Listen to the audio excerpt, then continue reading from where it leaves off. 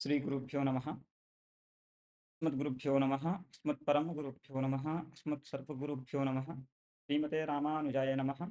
यो नित्यमच्युतपदाम्बुजयुग्मरुक्मव्यामोहतस्तदितराणि तृणाय मेने अस्मद्गुरोर्भगवतोऽस्य दयैकसिन्धोः रामानुजस्य चरणौ शरणं प्रपद्ये। पाण्डित्याह्वयवंशवारिधिविधं श्रीकौसलेशार्चकं विश्वक्सेनयतीन्द्रदेशिकपदद्वन्द्वारविन्दाश्रितं स्वाचार्ये सुयतौ जगद्गुरुवरे श्रीरामनारायणे नित्यं शक्नुमतिं जगद्गुरुवरं श्रीवासुदेवं भजे। येनाक्षरसमाम्नायमधिगम्य महेश्वरात् कृष्णं व्याकरणं प्रोक्तं तस्मै पाणिनये नमः। वाक्यकारं वररुचिं भाष्यकारं पतञ्जलिं पाणिनिं सूत्रकारं च प्रणतोऽस्मि मुनित्रयं। मुनित्रयं नमस्कृत्य तदुक्तिः परिभाव्य च वैयाकरणसिद्धान्तकौमुदीयं विरच्यते। श्रीगुरुभ्यो नमः। श्रीमते रामानुजाय नमः। आज से हम लोग आरंभ करके वैयाकरण सिद्धांत कौमुदी का प्रारंभ से अध्ययन करेंगे। वैयाकरण सिद्धांत कौमुदी श्रीमान भट्टोजी दीक्षित के द्वारा विरचित एक प्रक्रिया ग्रंथ है व्याकरण शास्त्र में। वैयाकरण सिद्धांत कौमुदी के कर्ता श्रीमान भट्टोजी दीक्षित जी के विषय में बहुत कुछ प्रसिद्ध है, अतः ग्रंथकर्ता के विषय में बहुत ज़्यादा चर्चा न करते हुए साक्षात ग्रंथ में ही प्रवेश करेंगे। हाँ, इतना आवश्यक है कहना, श्रीमान दीक्षित जी 16वीं शताब्दी में हुए हैं और पंडिता श्री शेष श्री कृष्ण जी के शिष्य हैं। ये इतना सर्वविदित है। पाणिनीय व्याकरण के अध्ययन अध्यापन की जो सूत्रानुसारी पद्धति थी, उस सूत्रानुसारी पद्धति को परिवर्तित करके एक प्रक्रिया ग्रंथ का प्रणयन किया इन्होंने।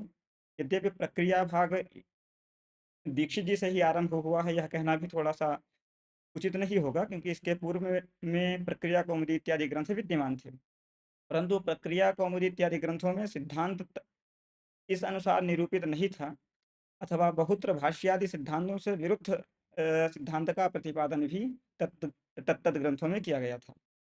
अतः भाष्यादि सिद्धांतों के निरूपणार्थ श्रीमान दीक्षित जी ने प्रक्रिया भाग के लिए एक नया ग्रंथ लिखा, जो प्रसिद्ध है वैयाकरण सिद्धांत कौमुदी के नाम से।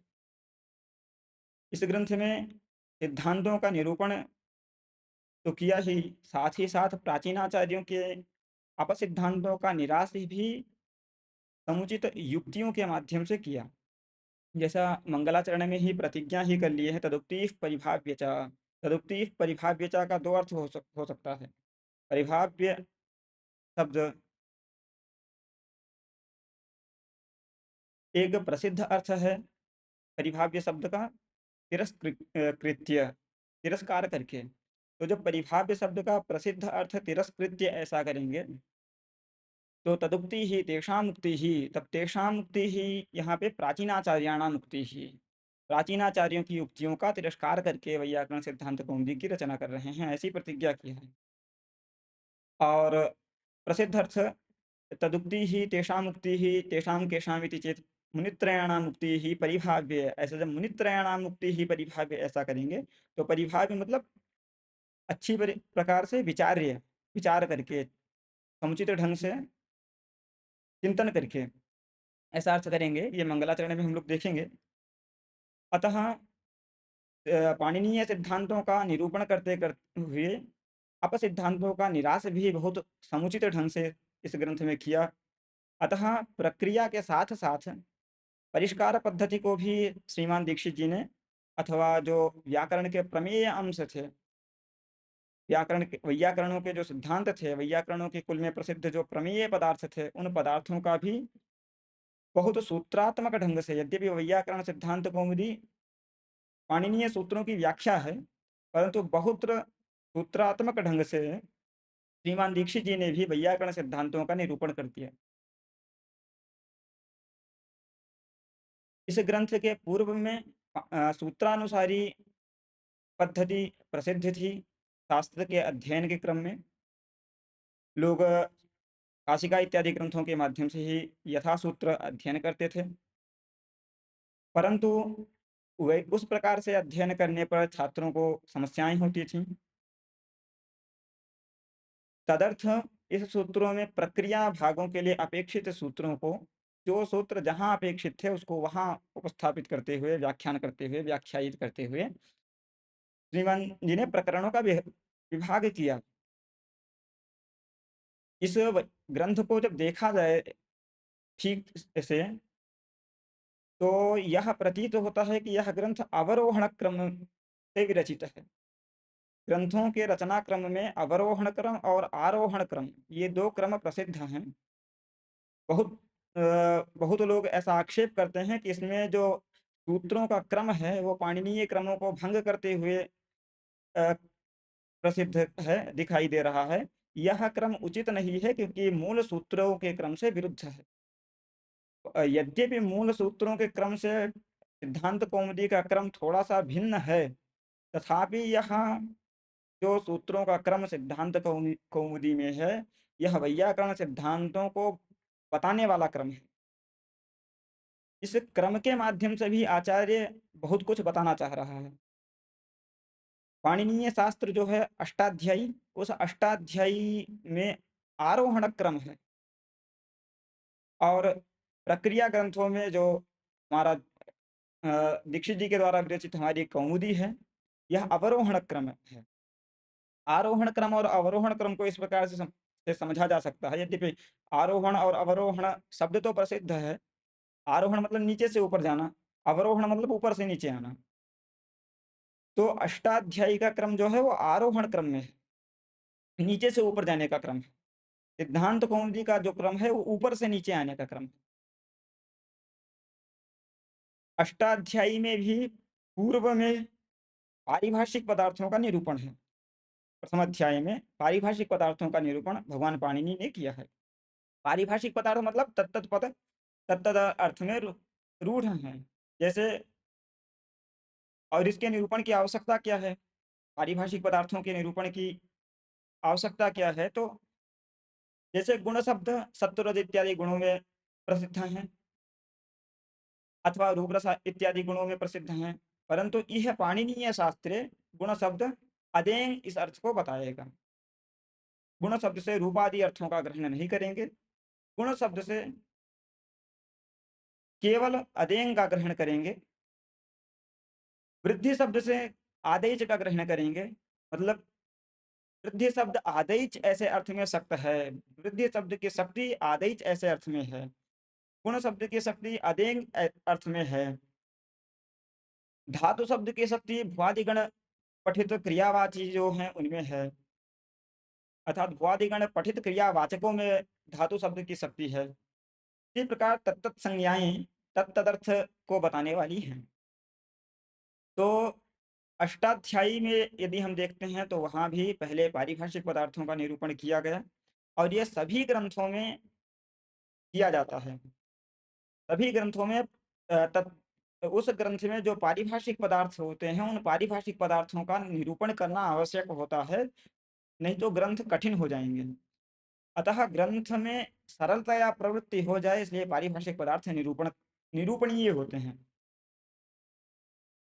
अष्टाध्यायी में जिस प्रकार पारिभाषिक पदार्थों का प्रारंभ में निरूपण किया गया, उसी क्रम को आश्रित उसी क्रम का आश्रयण करके दीक्षित जी ने भी पहले पारिभाषिक पदार्थों का निरूपण संज्ञा और परिभाषा दो प्रकरणों में किया। अब इसके बाद से थोड़ा सा क्रम में व्यत्यास दिखता है। संधि प्रकरण षष्ठम अध्याय में छठवें अध्याय में भगवान पाणिनि ने रखा। दीक्षित जी ने पारिभाषिक पदार्थों का निरूपण करके तुरंत संधि प्रकरण को रोक दिया। यहाँ से थोड़ा सा व्यत्यास दिखता है। यहाँ हम आरोहण क्रम और अवरोहण क्रम समझ सकते हैं। वैयाकरणों के कुल में वाक्य ही प्रधान है, वाक्य स्फोट ही प्रमुख है। स्फोट की तरफ हम नहीं जाएंगे। मंजूषाकार भी कहते हैं तत्र वाक्य स्फोटो मुख्यः लोके तस्यैव अर्थबोधकत्वात् तेनैव अर्थ समाप्तेश्च, ऐसा करके मंजूषा ग्रंथ प्रारंभ करते हैं। तत्र तेषु अष्ट प्रकारकेषु स्फोटेषु वाक्य स्फोटः मुख्यः। 8 प्रकार के स्फोट सिद्धांत रूप में निरूपण किए जाते हैं, जिसमें वाक्य स्फोट ही प्रमुख है। उस वाक्य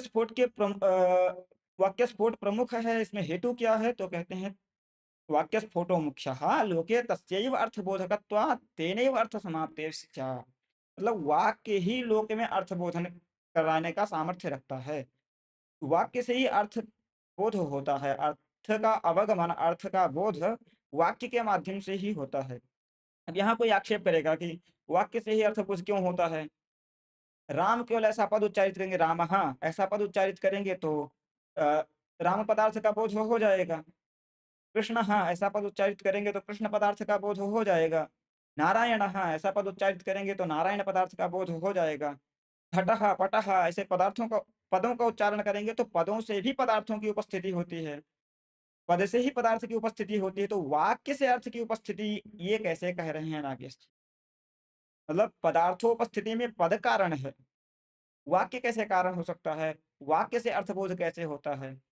तो वहाँ पे कहते हैं व्याख्याकार लोग कि तेनैव अर्थ समाप्तेश्च, ये द्वितीय हेतु भी दे दिया।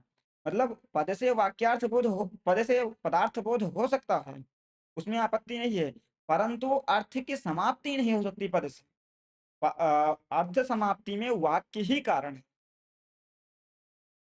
लोक में व्यवहार जो होता है वो वाक्यों को लेके होता है, पदों को लेके नहीं होता है। पद को बोलेंगे केवल रामः, ऐसा पद अगर बोल देंगे तो वहाँ अस्ति, गच्छति, खादति, क्या कुछ ना कुछ क्रिया की आकांक्षा होगी। केवल पदों के माध्यम से निरकांक्ष रूप से अर्थ की उपस्थिति नहीं हो सकती। पदांतर की आकांक्षा अवश्य होती है। अतः पद समूह जो वाक्य है, वह वाक्य ही अर्थबोधन में समर्थ होता है, अर्थबोधक होता है। जो पद होते हैं वो अर्थबोधन में समर्थ तो होते हैं, अर्थबोधक तो होते हैं, परंतु निरकांक्ष रूप से अर्थबोधक कराने में सामर्थ्य नहीं होता है पदों का। निरकांक्ष रूप से अर्थबोधक कराने में सामर्थ्य वाक्यों का होता है। अतः वाक्य ही प्रधान है। वैयाकरणों के मत में वाक्य ही प्रधान है। अब जब वाक्य प्रधान है तो वाक्य का व्याख्यान करना चाहिए, वाक्य के साधुत्व असाधुत्व का ज्ञान करना चाहिए। तो वाक्यों के साधुत्व असाधुत्व ज्ञान के लिए शास्त्र प्रवृत्त हुआ। इदम वाक्यम साधु, इदम असाधु, इस प्रकार के ज्ञान के लिए शास्त्र प्रवृत्त हुआ। अब वाक्य के साधुत्व बोधनाय यदि शास्त्र प्रवृत्त हुआ तो दो क्रम है। एक तो साक्षात हम वाक्य के साधुत्व साधुत्व पर चर्चा करना प्रारंभ करें, अथवा वाक्य मूलक धातु पर चर्चा करें पहले। क्योंकि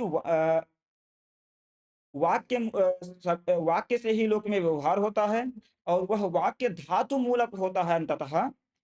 अतः धातुओं का निरूपण, आहोस्वित धातु प्राकृतिक प्रत्ययों का निरूपण पहले किया जाए, फिर धातु और धातु प्राकृतिक प्रत्ययों का निरूपण करने के बाद नाम आदि का निरूपण किया जाए।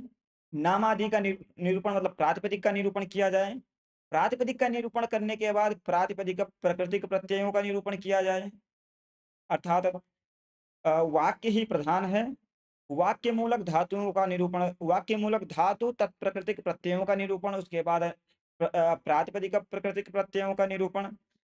उसके बाद जब प्रातिपदिक प्राकृतिक प्रत्ययों का निरूपण और धातु प्राकृतिक प्रत्ययों का निरूपण हो जाए, सुबंत और तिगंत व्याख्यायित तो हो जाएं, उसके बाद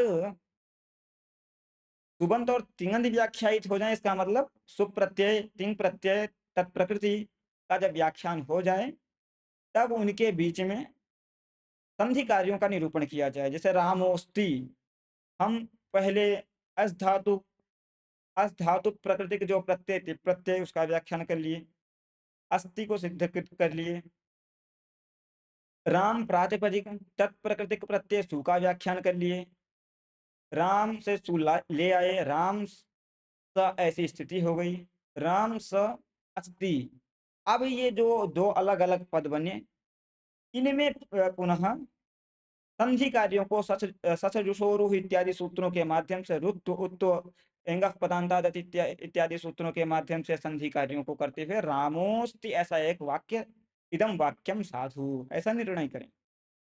ये वाक्यों को कि साधुत्व असाधुत्व बताने की जो प्रक्रिया है, पहले धातु मूलक प्रकृति से वाक्य मूलक धातु से प्रारंभ करके ये आरोहण क्रम है। हम पहले मूल जो है धातु, तत्प्राकृतिक प्रत्यय, प्रातिपदिक, तत्प्राकृतिक प्रत्यय, इस प्रकार मूल से हम वाक्य पर्यंत जाते हैं, छत तक जाते हैं। इसी क्रम को यदि पलट दिया जाए, पहले वाक्यों का ही विवेचन करना प्रारंभ किया जाए, जब वाक्यों के विवेचन के लिए हम प्रवेश करें, तब वाक्यों में हमको 2 अलग-अलग पद दिखें, सुबंत और तिङंत। हम रामोष्टि का विवेचन करने जब चलें, तब हमें रामः और अस्ति मिले। रामः और अस्ति मिले, तो रामोस्ति ऐसा वाक्य है। इस वाक्य में जो संधि कार्य हैं, वाक्य निमित्तक जो संधि कार्य हैं, उस संधि कार्य का पहले निरूपण कर दें। मतलब वाक्य निमित्तक कार्यों का पहले निरूपण, न तो वाक्य मूलक धातु, प्राकृतिक प्रत्यय इत्यादि का निरूपण। वाक्य मूलक धातु, तत्प्राकृतिक प्रत्यय का निरूपण ना करके वाक्य निमित्तक जो कार्य हैं, उनका पहले निरूपण कर दें। उसके बाद जब वाक्य निमित्तक कार्यों का, प्रायः संधि कार्य वाक्य निमित्तक होते हैं। जब प्रायः ऐसा कहा जा सकता है, सार्वत्रिक तो ये नियम नहीं है, लेकिन प्रायः वाक्य मूलक वाक्य निमित्तक ही संधि कार्य होते हैं। अपवाद हैं सर्वत्र, परंतु प्रायण ऐसा नियम है, प्रायः नियम है। उसके बाद वाक्य निमित्तक संधि कार्यों का निरूपण जब हमने कर लिया, तब हमको उसमें सुबंत, तिङंत इत्यादि पद दिखाई पड़े। जब पद दिखाई पड़े, तो सुबतिङंतम पदम, इस सूत्र में सुबंत पहले उच्चारित किया गया है, अतः पहले सुबंत का निरूपण करें। वाक्य निमित्तक संधि कार्यों का निरूपण करने के बाद जब हमको सुबंत, तिङंत इत्यादि पद मिले, तो हम सुबंत और तिङंत का निरूपण प्रारंभ किए। सुबंत और तिङंत में भी पहले किसका निरूपण करें, तो सुबतिङंतम पदम सूत्र में सुबंत पहले रखा गया था, पहले सुबंत का निरूपण किया जाए। पहले सुबंत का निरूपण किया जाए, इसके लिए संधि प्रकरण के बाद तुरंत बाद षड्लिंग प्रकरण को आचार्य ने व्यवस्थापित किया। अब जब हम सुबंत का निरूपण कर रहे हैं, तो सुबंत प्रातिपदिक से आते हैं। अतः आदौ प्रातिपदिक संज्ञा का निरूपण भी अर्थवत धातुर प्रत्यय प्रत्यय समासाश्च सूत्रों के द्वारा किया। सुबंत निरूपण हम कर रहे हैं, उसी समय सुप और प्रातिपदिक के बीच में प्रातिपदिक से ही आने वाला स्त्री प्रत्यय भी है। तो हम पहले सुबंत का निरूपण किए, फिर उसी से एक कोटि और नीचे आए। मतलब पहले वाक्य निमित्तक कार्य, संधि कार्य, उसके नीचे जब हम आए, तो 2 पद हमको दिखाई पड़े, हम सुबंत का निरूपण करना प्रारंभ किए। सुबंत का निरूपण जब हम किए, तब थोड़ा और नीचे आए। जब थोड़ा और नीचे आए, तो सुप से भी पहले, प्रातिपदिक से सुप आया था, सुप से भी पहले हमें स्त्री प्रत्ययों का निरूपण करना पड़ा। अब जब ये जो क्रम है उल्टे हुए क्रम में आ रहे हैं, उसके बाद हम ये क्रम जो है, ये कौमरी में दिखाई पड़ता है। षड्लिंग के बाद स्त्री प्रत्यय का निरूपण कर दिया आचार्य ने। जब सुप प्रत्ययों का, प्रातिपदिक से आने वाले सुप प्रत्ययों का निरूपण करके, फिर सुप से पहले जो आता है स्त्री प्रत्यय, उसका निरूपण किया। यदि प्रातिपदिक से स्त्री प्रत्यय आता है, तो पहले प्रातिपदिक से स्त्री प्रत्यय ही कर लेते हैं, फिर स्त्री प्रत्ययांत से सुप भी आता है गौरी इत्यादि शब्दों से, तो पहले स्त्री प्रत्ययांत शब्दों को साध लेते, फिर स्त्री प्रत्ययांत शब्दों से सुलाते। लेकिन नहीं, पहले हमें सुबंत और तिङंत ही मिला है वाक्य का छेद करने पर। वाक्य के छेद पर हमें सुबंत और तिङंत नहीं मिला है, उसमें हम पहले सुबंत का व्याख्यान किए। अब जब सुबंत का हम व्याख्यान किए, गौरी और सु ऐसा हम जब व्याख्यान कर लिए, तब हमें गौरी में स्त्री प्रत्यय भी दिखाई पड़ गए। जब स्त्री प्रत्यय दिखाई पड़ गया, तो हम सुप के बाद स्त्री प्रत्यय का निरूपण करेंगे। स्त्री प्रत्यय के निरूपण करने के बाद फिर सुप प्रत्ययों के अर्थों को बताने के लिए कारक प्रकरण रख दिया। इस प्रकार से हम अवरोहण क्रम में, उल्टे क्रम में आ रहे। वाक्य का छेद पहले किए, उसके बाद सुबंत तिङंत का जब विच्छेद करना प्रारंभ किए, तो सुप प्रत्यय, तत्प्रकृति प्रातिपदिक, सुबंत का जब निरूपण कर लिए, सुप प्रत्ययों का निरूपण कर लिए, तो सुप प्रत्ययों से पूर्व में आने वाले स्त्री प्रत्ययों का निरूपण किए। ये जो क्रम है, ये अवरोहण क्रम है। अष्टाध्यायी में आरोहण क्रम है। इस प्रकार यह ग्रंथ अवरोहण क्रम से विरचित है, यह प्रतीत होता है। अब अवरोहण क्रम से यह ग्रंथ क्यों लिखा आचार्य ने? क्योंकि वाक्य स्फोट का प्राधान्य बताना है। सिद्धांत है, वाक्य प्रमुख हैं, अखंड हैं। उन अखंड वाक्यों में पदों के विभाग की कल्पना करते हैं। तब वाक्यों में पदों के विभाग की कल्पना कब कर सकते हैं? रामोस्ते ऐसा एक अखंड वाक्य है, इसमें पदों की के विभाग की कल्पना करेंगे तो रामः अस्ति। पदानि प्रविभज्य, पदों का विभाग करने के बाद फिर उसमें प्रकृति प्रत्ययों का विभाग करते हैं। ये सब कल्पना मात्र है। तो वाक्य स्फोट का वाक्य अखंड है, उस अखंड वाक्यों में पहले पदों का प्रविभाग, पदों के प्रविभाग करने के बाद उस पदों में प्रकृति और प्रत्ययों का विभाग, ये क्रम है। तो यह क्रम बताने के लिए अवरोहण क्रम का आश्रय किया आचार्य ने। इसी क्रम से प्रकरणों को रखा है, अवरोहण क्रम से। ये एक इस प्रकरण के बाद इस प्रकरण, इस प्रकरण के बाद इस प्रकरण को क्यों रखा है? इसमें अवरोहण क्रम ही मूल है। इसको सूत्रात्मक रूप से संक्षेप रूप से दास ने निवेदित किया। इसमें बहुत से विषय और चर्चा किए जा सकते हैं। वाक्य ही प्रमुख क्यों है इत्यादि विषय हैं, वो सब अलग के उद्ग्रंथों के विषय हो जाएंगे, अतः उधर नहीं जाया जा रहा है। परंतु कौमुदी को यदि ठीक से देखा जाए तो अवरोहण क्रम है, ऐसा ज्ञात तो होता है। भवतु अवरोहण क्रम में ग्रंथ रचना में प्रवृत्त श्रीमान दीक्षित जी सर्वप्रथम मंगलाचरण करते हैं। मुनित्रयं नमस्कृत्य तदुक्ति परिभाव्य च वैयाकरण सिद्धांत कौमुदीयं विरच्यते। ऐसा करके मंगलाचरण शिष्टाचार से पता होता है कि मंगल करना चाहिए। शिष्टाचार से मतलब शिष्टाचारानुमित श्रुति ही प्रमाण होता है मंगलाचरण करने में, श्रुति ही को ही प्रमाण मानते हैं। जो शिष्टाचारानुमित श्रुति होती है वो मंगलाचरण करने में प्रमाण होती है। दीपिका में भी अन्नम भट्ट जी कहते हैं, ननु मंगलस्य कर्तव्यत्वे किं प्रमाणम् इति चेन्न शिष्टाचारानुमित शिष्टाचारानुमित श्रुतेः एव प्रमाणत्वात्। शिष्टाचारानुमिता या श्रुतिः सा श्रुतिः एव प्रमाणीभूता, सा श्रुतिः एव प्रमाणम मंगलाचरण कर्तव्यत्वे। अतः मंगलाचरण करने में समाप्ति कामो मंगलमाचरेत ऐसी एक शिष्टाचारानुमित श्रुति है। ये शिष्टाचारानुमित श्रुति ऐसा क्यों कहते हैं? क्योंकि ऐसी इस प्रकार की कोई श्रुति, इस प्रकार का कोई वाक्य पठ्यमान वेद भाग में, जो अभी वेद भाग पठन पाठन में है, उसमें उपलब्ध नहीं होता है। अतः शिष्टों के आचार्यों के आचार विचार को देखते हुए सभी शिष्ट लोग जो है ग्रंथ रचना के पूर्व मंगलाचरण करते हैं, अतः मंगलाचरण किया जाता है। मंगलाचरण का ग्रंथ में प्रवेश क्यों कराया जाता है? गौरव है। ठीक है, मंगलाचरण करना है, शिष्टों के आचरण से हमें ज्ञात होता है। हमारे जो शिष्ट महापुरुष हैं वो ग्रंथ के पूर्व में अथवा कोई भी कार्य करने से पहले मंगलाचरण करते हैं। आप भी कीजिए मंगलाचरण। ग्रंथ में प्रवेश क्यों करा रहे हैं? ये थोड़ा और गौरव हो रहा है, तो ऐसा नहीं है। शिष्य शिष्य शिक्षा ये ग्रंथतः निबध्नन मुनित्रयम् इत्यादि को, मतलब शिष्य की शिक्षा के लिए शिष्टाचार से अनुमित जो श्रुति है, उस श्रुति के द्वारा जिसका कर्तव्यत्व ज्ञात हुआ है, ऐसा मंगलाचरण ग्रंथ में क्यों रखा जाता है? तो उसका एक ही जवाब है कि शिष्य की शिक्षा के लिए। शिष्याः अपि एवं कुर्युः इति बोधनाय। भगवान भाष्यकार भी प्रारंभ में ही पृथ्वीराज के प्रसंग में ही बोलते हैं, मंगलादीनी मंगलमध्यानि मंगलांतानि च शास्त्राणि प्रथन्ते। ऐसा अतः बहुत से प्रमाणों को देखने के बाद यह ज्ञात तो होता है कि ग्रंथ जो हैं वो मंगलादीनी होने चाहिए। शास्त्राणि मंगलादीनी, मंगलांतानि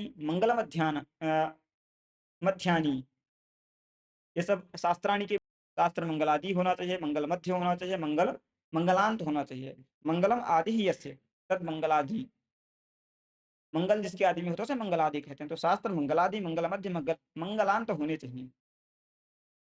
अतः भाष्य प्रामाण्य से शिष्टाचारों के द्वारा अनुमित श्रुति के द्वारा जिसका कर्तव्यत्व ज्ञात हुआ है, ऐसे मंगलाचरण को शिष्य शिक्षा के लिए ग्रंथ में आचार्य स्थापित करते हैं। मुनित्रयं नमस्कृत्य तदुक्ति परिभाव्य वैयाकरण सिद्धांत कौमुदीयं विरच्यते। इस मंगलाचरण को एक एक पद को देखते हुए हम आगे बढ़ेंगे। थोड़ा समय लगेगा इस मंगलाचरण को अध्ययन करने में, लेकिन देखेंगे। सामान्य अर्थ तो स्पष्ट ही है। मुनित्रयं नमस्कृत्य तदुक्ति परिभाव्य च वैयाकरण सिद्धांत कौमुदी इयं विरच्यते। अन्वय स्पष्ट है, एकदम सरल अन्वय है। वैयाकर इयं वैयाकरण सिद्धांत कौमुदी विरच्यते, केन विरच्यते इति चेत् भट्टोजी दीक्षितेन,